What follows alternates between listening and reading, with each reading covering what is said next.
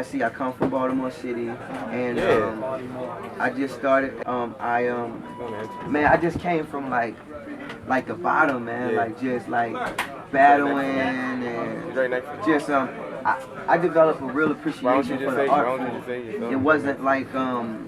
It wasn't like chasing a dream. Like initially, it was more like I love this. That's why I still do this with the kids, and because this is where I started, and this is where I found the love.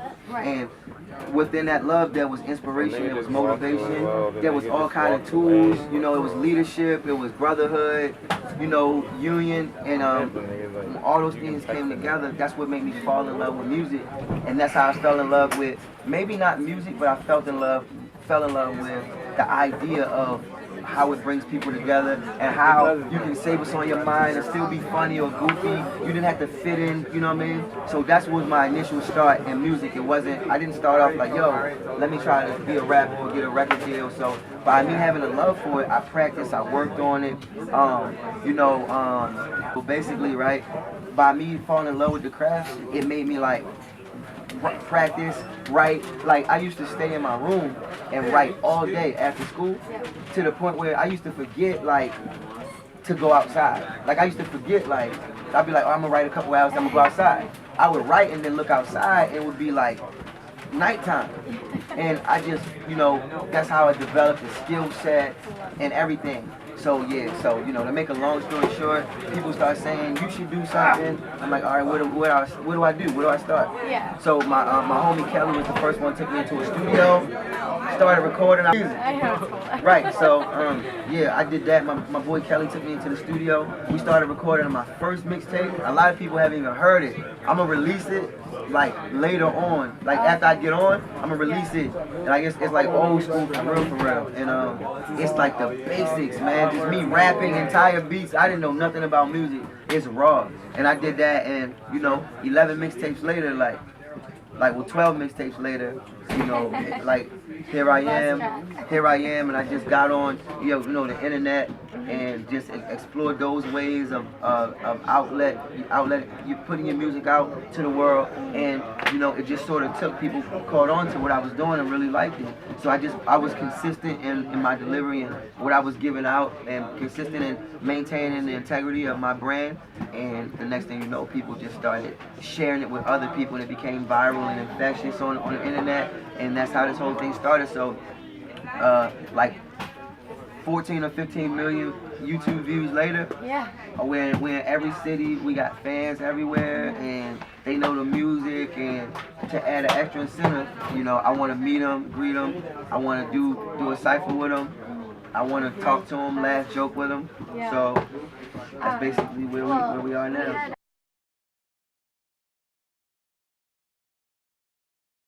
Yeah, but there's one already in the works.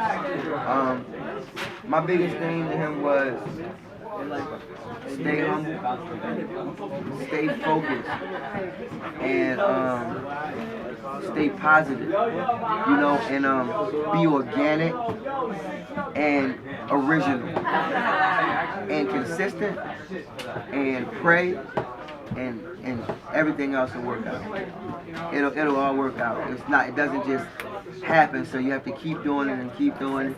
You have to go through shit, you have to fall, you know, you have to have tribulations and trials, and it's not going to just be, you know, it's not just like that. It's not uniform to just work. You have to fail. The failure is actually the ingredient for it to happen, you know, because you have to know that you can overcome something, and then you get something to talk about, and then you keep it going, and you inspire someone else, and then the whole cycle keeps going. So that's how it works.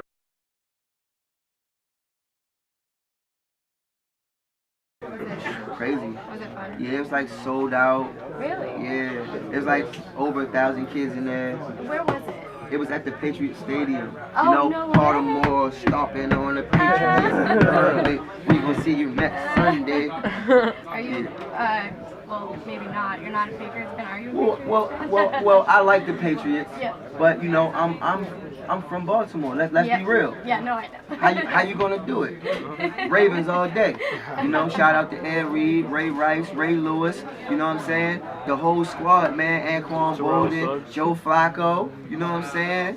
Everybody, man. The whole squad, man. Torrey Smith. You know, we out there. Shout out to the Pats. Wish y'all the best of luck. But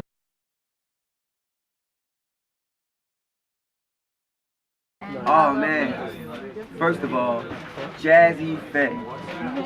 Legendary, classic,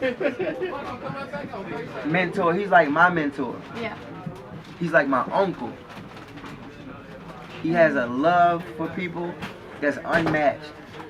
He will just take you in, like he fell in love with the way I could rap, and then he got to know me as a person, and then let's just like, man, he calls me every day, he checks on me, we hang out all the time, you know what I'm saying? We're in the studio, I just come through, help him, he helps me, he produces for me, and it's just, with Jazze, it's just like, you can't lose if you're around somebody like Jazze Faye. You know, Jahlil, young dude in the game, me and Jahlil got hits together. We got hits, like straight up hits, like he's that young, passionate, you know, fiery kid that just wants to make it and wants to set his mark in the game, and I'm behind him 100,000%. And yeah, the chemistry of his beats and some of the things that I do lyrically is just a great marriage, you know what I'm saying?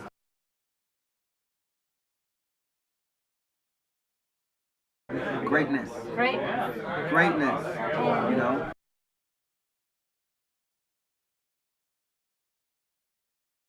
It was kind of self-explanatory. Right. You know, it wasn't metaphoric. It was straight to the point.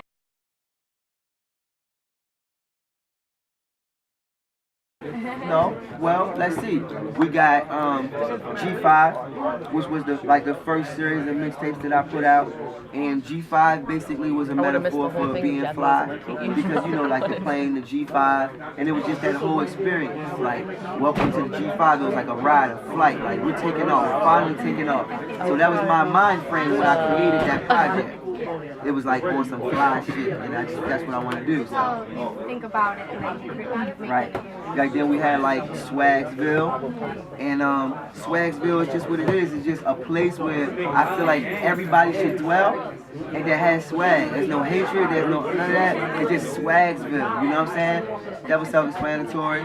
You know, then I had 2 seconds from greatness, self-explanatory. You know, I had Worth the Wait, self-explanatory.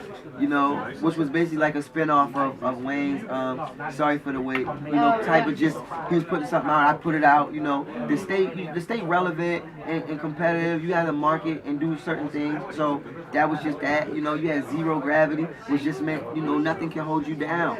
You know, we had Shooter, that was a metaphor. That basically meant aim for your goals. You know, sometimes you have to take the shot yourself and shoot for it yourself. Can't wait for other people. You have to be a shooter, shoot for your dreams. That's what Shooter was. The precision of aiming for your goals. That's what Shooter was, a big metaphor. It was a dope CD. You know what I'm saying?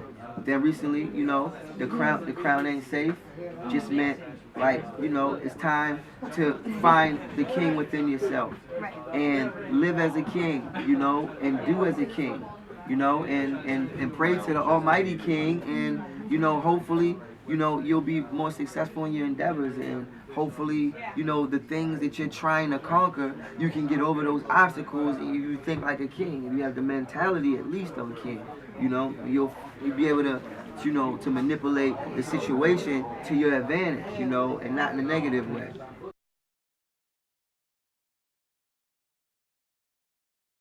I've been through a lot in my personal life.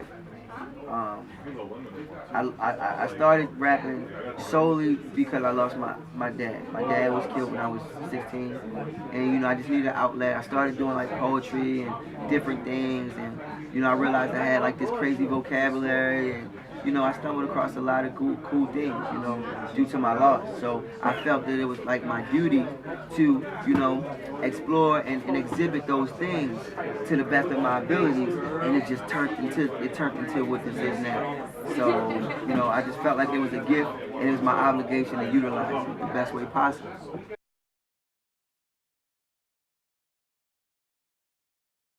to be honest with you, I don't really keep a lot of music on here. I tell you what I do have. I tell you what's on my iPod, my mental iPod, because I don't listen to a lot of stuff. You know, I don't ride around listening to a lot of stuff, but so basically like Frank Ocean. Frank Ocean is in my iPod. You know what I'm saying? Let's see. I copped that Wale. I copped Wale CD. I probably was the first person that copped it too, cause I got it I got the deluxe edition. Like that night, you know what I'm saying? Like Wale from the crib for real. He's from DC. I'm from Baltimore. You know what I'm saying? At the end of the day, we have to support each other. You know what I'm saying? Because it just makes our region that much stronger. We have to show that love. You know what I'm saying? And so I copped that. You know, I'm in full support of that J. Cole. You know what I mean? I'm in that J. Cole, and I heard through the grapevine that he listens to my stuff, or he's heard of it and showed it to other people, which is cool. Because I think the young dudes need to have that bond. You know what I'm saying? There's always the new Drake. You know what I'm saying? Yeah. I got a favorite song on there. That's the Crew. They loving the Crew. They loving the Crew. That's me and Mills. That's our joint. That's my joint off of that CD. Who else? Who else am I bumping right now? Who else do I like right now? What's going on? Oh yo, yeah. You know that Dream Chasers. Meek Mill. You know Tony's story is crazy. Meek Mill is a personal homie of mine, so you know I gotta support the homie. You know what I'm saying? And his music is crazy. And yeah, I'm bumping that XB, you know, I'm bumping that Kendrick Lamar, you know, all the young cats. I really like Kendrick Lamar's skill set is ridiculous. Might get in a little ASAP Rocky, you know, Lil Kid Cudi, you know. These are all people who I feel have original sound, you know what I mean? You know, a little bit of The Weeknd, a little bit. You know what I mean? I'm bumping that, you know, Lola Monroe, you know, strong female coming up in the game. She got crazy verse on my joint. Oh, really? On King Los, on the Crown Aint Safe, the song King Los. She did Queen Row, you know, and she goes crazy, she goes stupid, you know. That's another DC representative, you know, so the DMV, you know. It's a lot of DMV artists too, you know what I'm saying? The clips are from the DMV. You got Boss Man, Scar, you know, you got Fat Trail from DC, you know, you got a gang of people, man.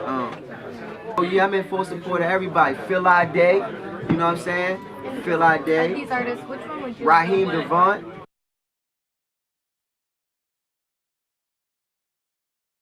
Well, I work with Raheem, I work with Phil, I work with Scar, I work with Boss Man, I work with Fat Trail, you know, I work with DMX, Twister, you know,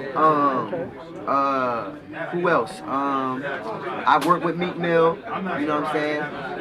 And you know, in the future I wouldn't mind doing something with like, you know, Wale and people from my area, you know, I'm really about that, you know, because like, we don't have enough of this in my area. I did this for my area, you know, and it was beautiful. It was like crazy, and they need more of that. So I want our representatives to be better leaders.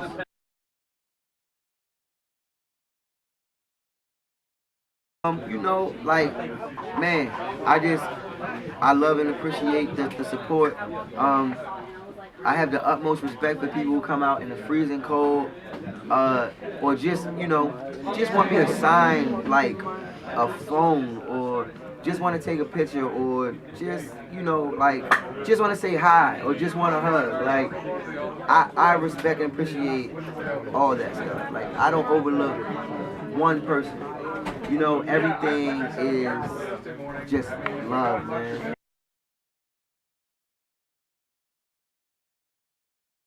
Last but not least, I just like to say that, you know, I represent the Lot crew, which is a crew that I made up, you know, well, not a crew I made up, but a crew I started, you know, a crew I started, and the Lot crew, Lot is an acronym for Leaders of Tomorrow, and it just basically is like a lot, like when you were younger, and it wasn't much going on. You might have just all hooked up at like some lot or some point, and you just all brought you.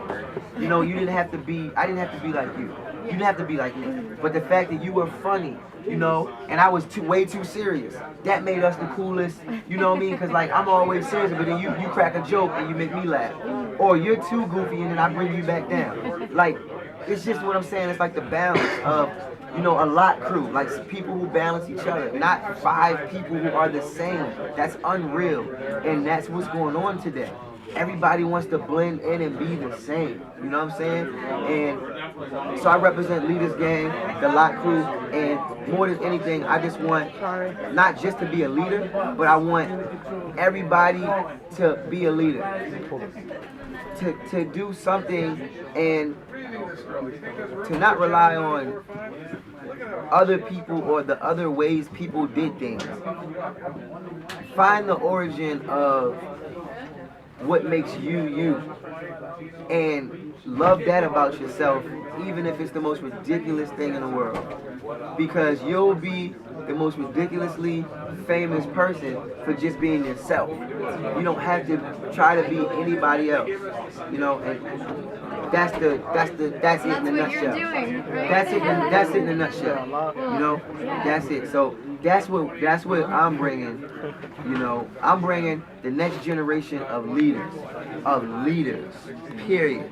Because I feel like our leaders could be doing a lot more, so we're just gonna become leaders ourselves, and you know, that's where it's at. We need more leaders, so that's where I'm at.